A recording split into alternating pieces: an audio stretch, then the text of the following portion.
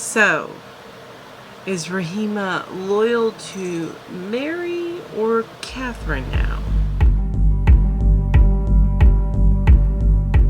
Hey everybody, thanks so much for joining me here today. I am Melanie from Screen Time with Mel, and if you're new here, well hey, thanks so much for joining me, and I hope you like this video. And if you're returning, well I hope you like this video as much as you enjoyed the last one, or more. Alright, so let's go ahead and talk about the Serpent Queen, Season 1, Episode 7. So, we start right where the last one ended, and the king has fallen, and they show what happened. It is quite gruesome. He has a piece of wooden stake from one of the jousts right in his eye, and then they put him on a gurney, and they rush him to his room. As they're rushing to the room, everybody's following. Of course, Diane's in a panic. And Mary and King Francis, or the Dauphine, are of course worried. They're concerned about the king. And of course, so is Catherine.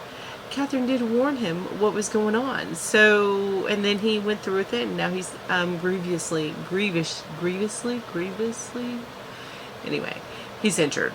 And as they get to his chambers, Catherine bars Diane's way, saying that it's now a family matter and her services are no longer needed. So they go into the room, and Catherine starts yelling at him, "I told you not to do this. I told you not to make that run. Why did you do this? Why didn't you listen to me?" And he says, "Because I knew that you wanted me to die. And you should have never loved me." She said, "I still love you." And he called her a fool. Well, then you're a fool. So she ends up falling asleep at his side on his bed. And when she wakes up, he's no longer there. Now, during that time, they had gone to the waiting room. And in the waiting room, the geese, I think, are plotting. They're like, "This is perfect. This means Mary, our champion's going to be queen." They're talking about that, and then they said, "Decide to pray." And of course, the Holy Roman Emperor is there, and he states that, as long as the Bourbon brothers don't mind, and that's the two Protestants that are in the previous Privy Council. And they're like, right now, we're all just Frenchmen. And the Catholics all decide to kneel to pray, and the Bourbons are like, "We're not kneeling." So they cut back to the room. That's when Catherine wakes up, and then she leaves the room, and she goes out, and they're having a party in a dining room. And Diane is just gleeful, and the music's playing. They're like, "It's a miracle, Catherine. He's fine, blah, blah, blah." And he's over there drinking, and he's definitely not feeling well. And Catherine's like, "He needs rest." And she's like, No, he's fine, he's fine, he's fine. And she says, you're to Francis, your father wants to, toast you on your marriage." And then he starts spitting up blood and falls over and dies. And that's the end of King Henry. So, and Diane is beside herself. She does end up leaving court after that, and she leaves with the woman who was previously Catherine's maid and is now Diane's maid, but she leaves court. Then we cut to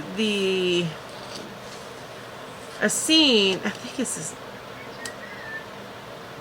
No, not quite yet. Well, the order is less important, but they do go to the funeral, and as Catherine is preparing for the funeral, and this tells me a little bit about why Mary's all in white. I thought it was for different reasons, but as Catherine's preparing, she dressed all in black, and her servant says, it is custom to wear all white. And she says, "No, I'd like to wear all black because it reminds people of what they lost." So Catherine goes to the And then at that time too, this is the little woman maid. At that time as well, she says, "Oh, it must be your magician that told you that. I think you need to get rid of him. He exposes the darker sides of yourself, and that scares me. I'm not a fan of that." And Catherine is dismisses it, and then they cut to the funeral. And during the funeral, while Catherine's at the coffin, the side of the coffin of her husband, the Holy Roman Emperor comes and hits on her during this. And she's like, "Is this appropriate?" And he says, "Well, what does it matter? You're no longer attached, and I understand that the marriage was an unhappy one anyway. And, you know, you could be with me." And Catherine's like, "Nope, the thought of it actually disgusts me. You need to leave." So they, and then also, you cut to a scene where one of the Bourbon brothers is servicing the matriarch of the Guy family. And she says, "You know what? I can't come here anymore." And he's like, "Why? Why can't you come here?" And she says, "Because you're about to have a hard time in court. Because Mary is Catholic." And he protests, but she leaves. And then they go to the Privy Council. Well, the Privy Council, King Henry and Mary announce that they've come to a treaty with the Holy Roman Emperor the Holy Roman Emperor. And of course, the Bourbon brothers protest, and they say that the only thing they had to agree to was oust all the Protestants from the realm. And Catherine implores Henry to listen to her, that this is a mistake, that he should not do this. And he signs the paper anyway, and the two Bourbon brothers have to go crawling back to their father, who is very unhappy about this, because they were supposed to maintain influence, and it's basically, he's like, "You had one job. You had one job, and you failed." Well, during that time, Catherine goes to him and proposes a plan to kidnap Prince Henry, so that he can be separated from Mary and her influence. And you can tell through the Privy Council and everything that Mary is the one that's really running things through Henry. It just seems that happens a lot in this country. The women are running things through the men, except for the original King Francis, or the one King Henry's father. So they protest, and they decide. Well, I'm sorry. They decide to move forward with it. And the last scene is, well, during the Privy Council, Catherine suggests they start talking about, hey, we understand that they're still Protestants. We know of one meeting area. And Catherine suggests, you're right, but I think that Henry should be the one. And she words it in such a way that Mary's like, yeah, that's a great idea. Let's do that. So they're all traveling in coach together to this. And this is during where Catherine has planned for the king to be kidnapped.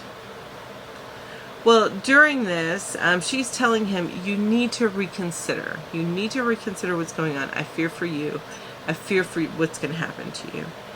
And he is in such a state that he ends up having a hard time breathing, and then he coughs up blood, and they end that scene. Well, and I forgot to tell you this. This whole story is coming to Rahima. Of course, all of this is through the storytelling to Rahima. And this is all coming from Mary, not Catherine. So Mary's telling this and coloring in her own way. And she says, while I don't know that she did anything, it seems that, I suspect that something happened. And she, if not directly, had something to do with King Henry's death. Not King Henry, but the second King Francis, her son's death. And she says to the girl, so that's why you must be on my side.